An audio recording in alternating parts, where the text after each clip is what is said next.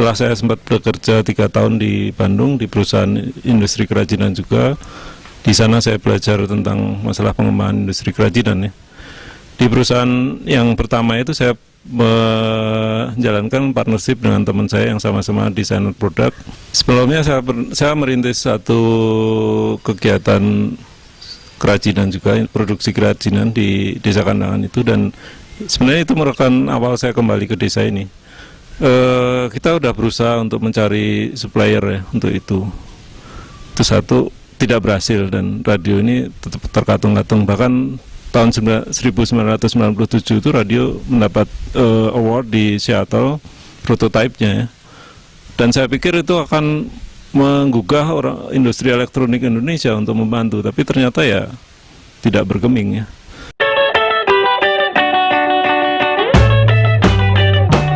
Karena saya 7 tahun bekerja di bidang kayu dan material itu sangat akrab, dan mungkin teman saya bisa ngelihat bahwa saya memang mengerjakan produk ini dengan satu keseriusan ya.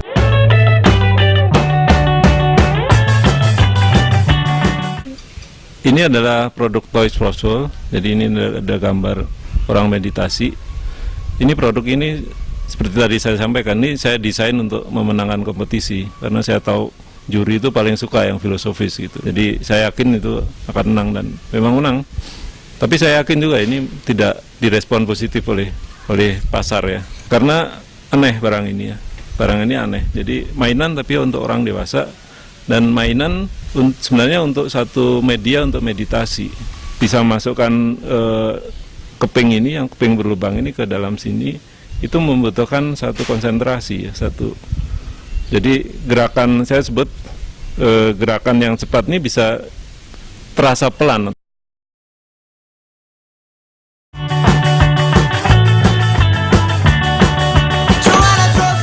Setelah menang, saya pikir ya setelah itu kemudian sekitar 3 bulan saya diberi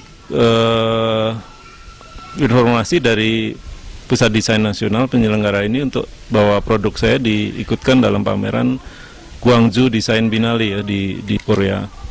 Saya waktu itu wah asik nih. Tapi waktu itu cuma pemberitahuan aja, undangan pun enggak. Jadi saya berpikir saya harus ngotot nih, karena saya pikir Korea itu dekat dengan Jepang. Jadi gimana caranya saya bisa pergi ke Jepang, ini kesempatan satu-satunya itu. Kemudian saya membuat satu proposal sponsorship ya. Saya minta teman saya untuk bantu. Salah satunya saya mendapat bantuan tiket dari The Body Shop Indonesia ya. Tapi itu masih kurang ya. Jadi waktu itu kita juga kebetulan sudah membuat prototipe radio seperti ini. Jadi waktu itu ini sudah dalam bentuk prototipe, tapi desainnya masih agak berbeda dengan ini. Dan waktu itu saya pikir mungkin ini jadi salah satu cara lah. Jadi waktu itu saya foto, kemudian saya kirimkan melalui internet ke beberapa teman saya, dan saya bilang tolong beli radio saya karena saya butuh untuk pergi ke sana, ada acara seperti ini, bayar dulu deh, nanti setelah saya pulang barang saya kirim gitu. Sekitar 35 orang yang membeli, jadi kita bisa dapat sekitar 9 juta.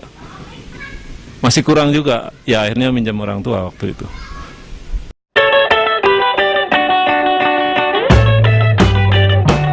Saya sebagai desainer juga harus dikenal, dan melalui kompetisi desain dan melalui perjalanan seperti ini mungkin penting ya, karena selain saya kenal satu negara yang akan saya dituju, penting juga untuk membangun rasa percaya diri ya.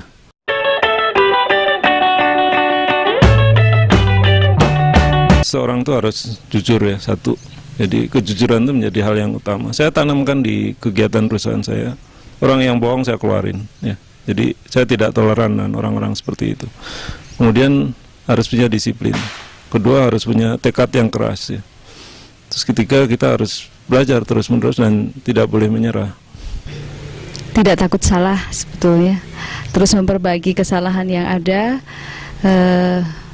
selalu belajar. Dan tidak takut dikritik, karena kalau misalnya berkaitan dengan aktivitas produksi, saya yang paling banyak kena marah nih dari Pak Singgih. Jadi hal semacam itu juga yang saya tanamkan ke para perajin di sini gitu.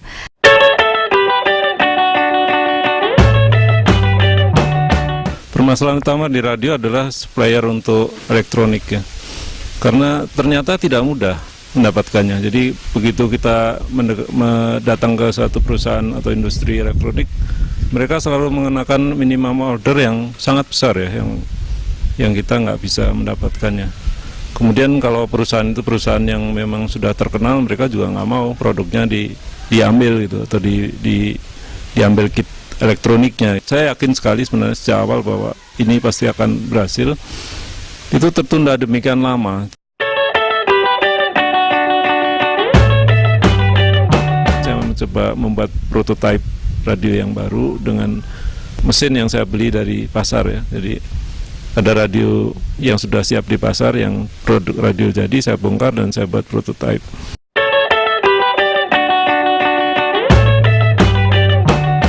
Proses saya berjalan cukup lama itu sebenarnya ada fase-fase ya, saya tidak percaya diri ya. Dari kenapa saya membuat itu, terus sebelum membuat ini ada rasa percaya diri yang kurang tumbuh ya. Tapi kemudian kalau di trace back sebenarnya kalau kita percaya diri, kita bisa segera menemukan diri kita.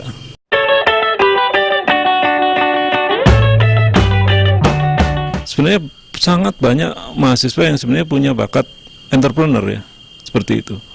Dan itu baik untuk dilatih dari sejak mahasiswa ya. Begitu kita selesai, sebenarnya kita bisa berjalan pesat. Apalagi sekarang ini teknologi informasi udah luar biasa.